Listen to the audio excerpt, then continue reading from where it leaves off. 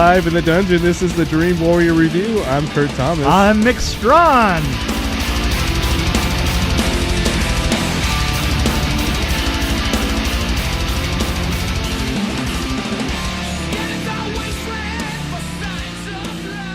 In Shanghai, China, in the 1940s, a wannabe gangster aspires to join the notorious Axe Gang, while residents of a housing complex exhibit extraordinary powers in defending their turf. Kung Fu Hustle. Kung Fu Hustle. So, Kung Fu Hustle. I wanted to mention something about Kung Fu Hustle. The first time that I saw it, it was a pure Japanese copy, and it had no English subtitles.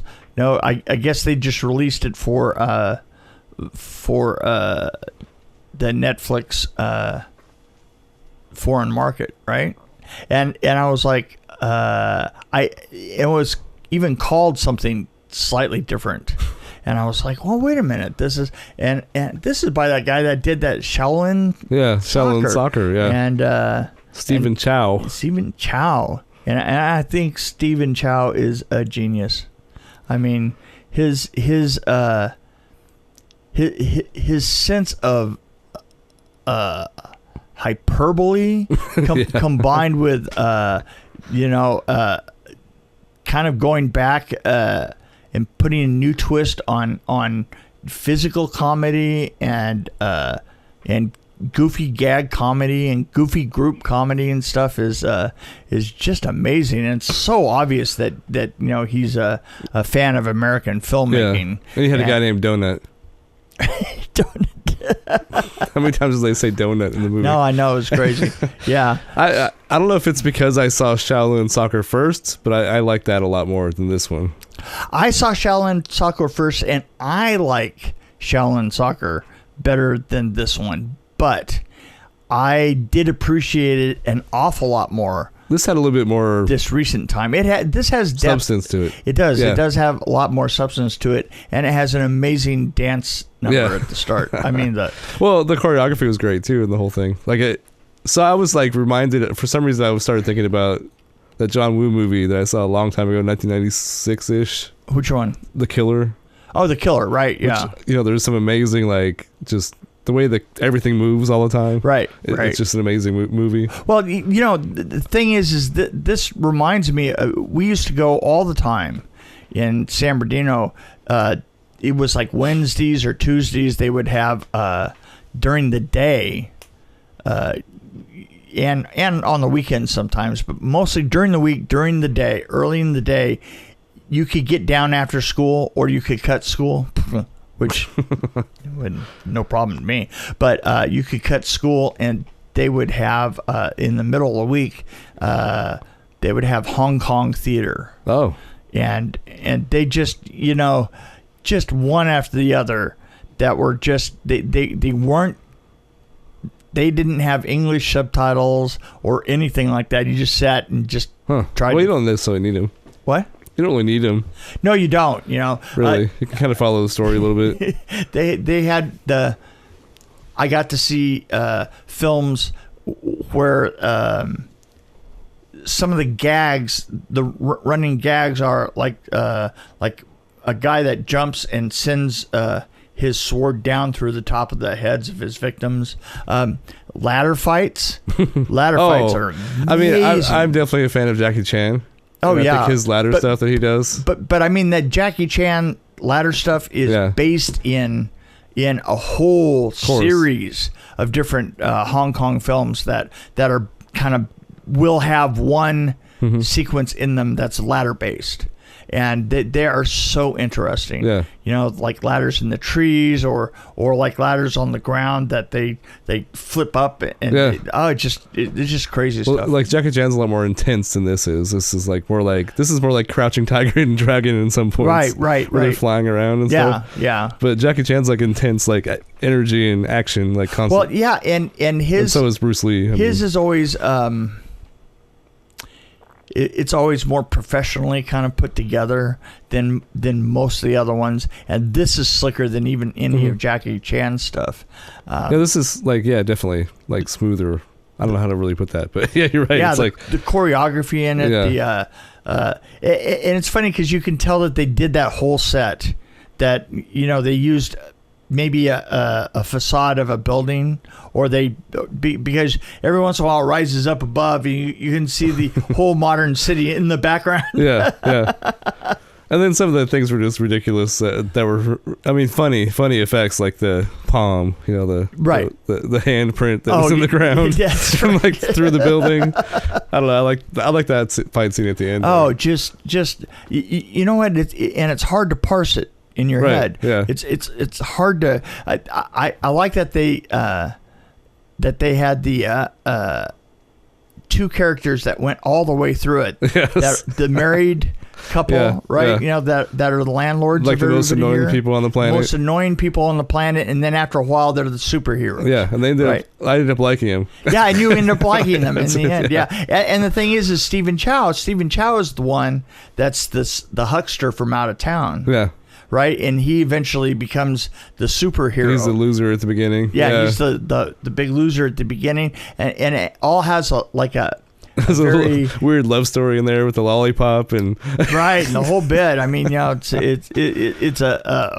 I enjoyed this time of watching it with subtitles, because then I kind of got a sense of the subtleties, but at the same time I was thinking to myself how well I knew it, even without. I was like, wow. Yeah, it wasn't a lot of dialogue. No, there wasn't a lot of dialogue. It was more of a let's go in and kick some butt. You can tell that there's a little bit of, well, I guess there's some probably humor lost on me, probably a little bit, because just the way they did some of the humor was probably not American necessarily. Right. Oh, so I'm sure it wasn't. I probably would have thought it was funnier. Probably. I'll give you an example of that. New Line Cinema used to buy foreign distribution stuff, and they would buy it with an English scratch track. Oh. So so like for instance, maybe an Italian film, we would go in and we would just go in, and they would say, "Oh, we're showing this, tonight or this afternoon," and like they would expect some of us to go over and watch it, because Bob Shea would come by and talk about it and say, "Well, what do you think of this and what do you think of that?" And sometimes Italian films, but I remember that Chinese, when you got Chinese ones, they had Chinese American interpreters that did it over there, right? Right. So they did it over there, and they set that, written scratch. And I called it scratch because they were terrible, right? And so we would watch it with that, written out track. Oh man, you have no idea the hilarious, the way that they would write it out. You talk about missing the humor and missing the point. The great part about missing the point was the word honor.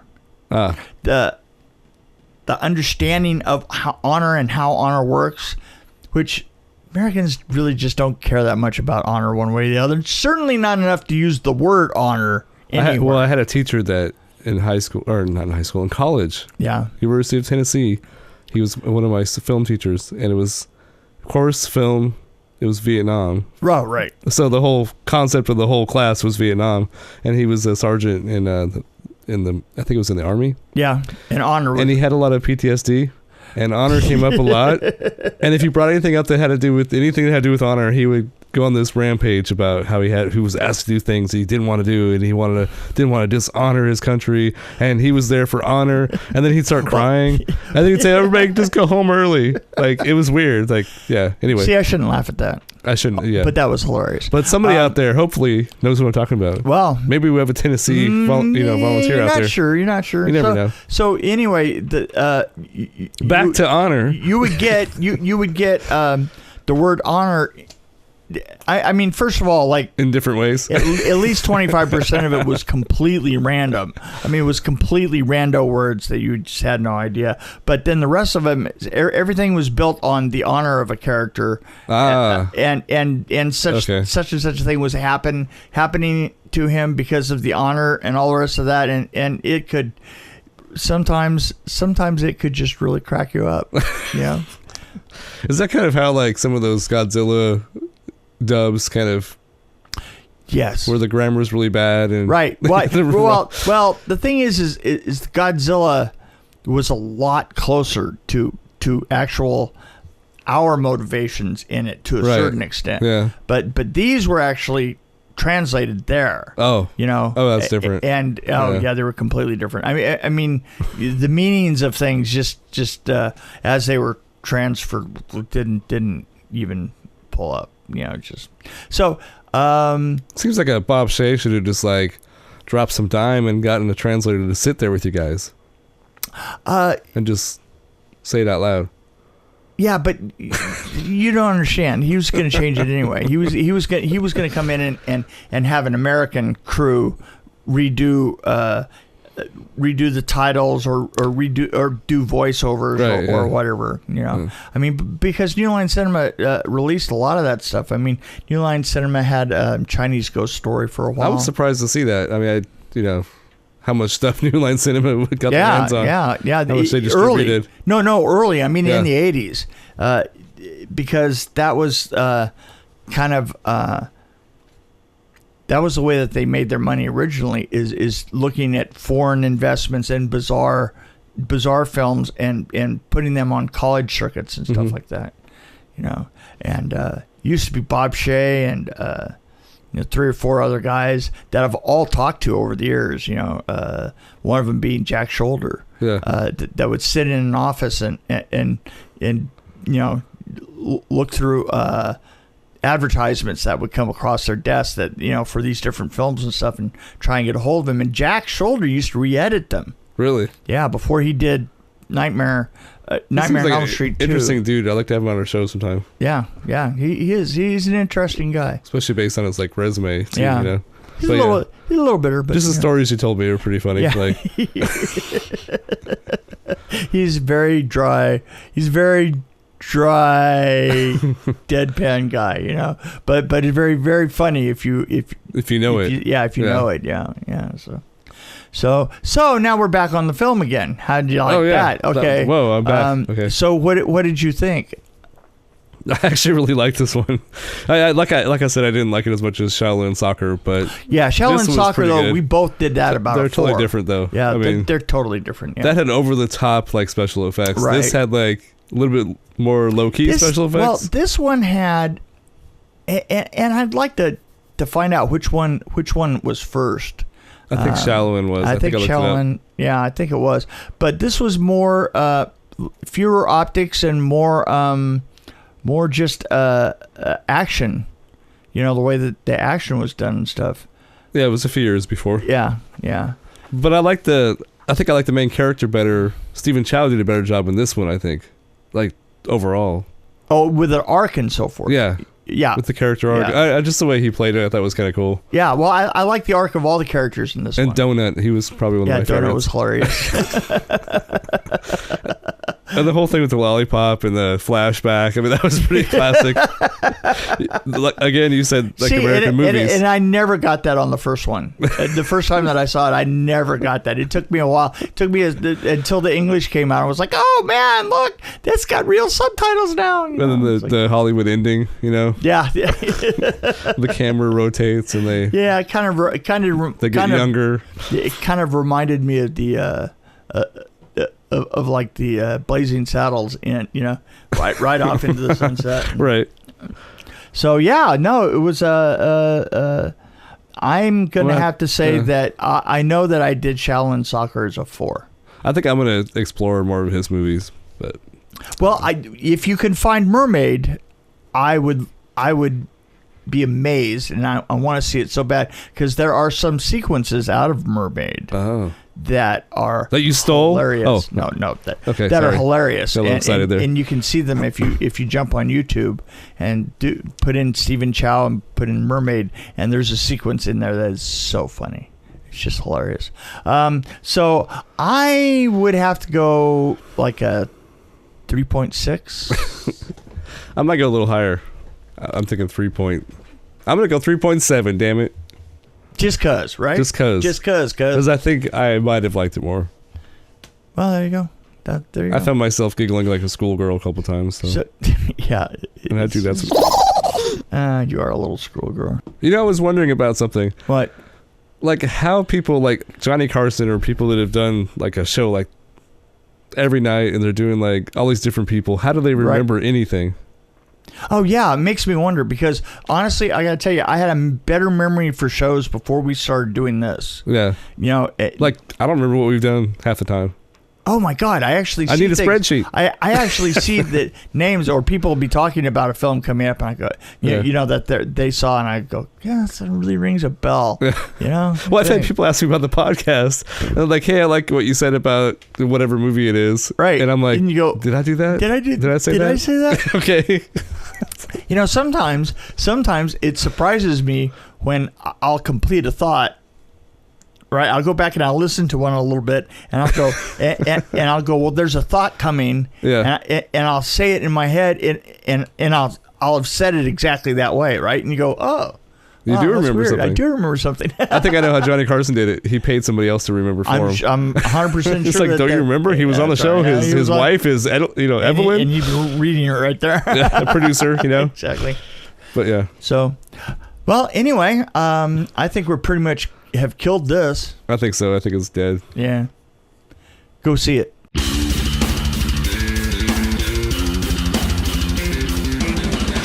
Thanks for joining us on the Dream Warrior Review podcast. Don't forget to tell your friends about us, follow us, and, of course, like us. We can be found on Podbean, which is an amazing app, YouTube, Stitcher, Alexa on any pod, iTunes, Google Play. We're on Twitter as well, at DW Review, and, of course, Facebook. You can find us there. You can also email us at dreamwarriorreview@gmail.com.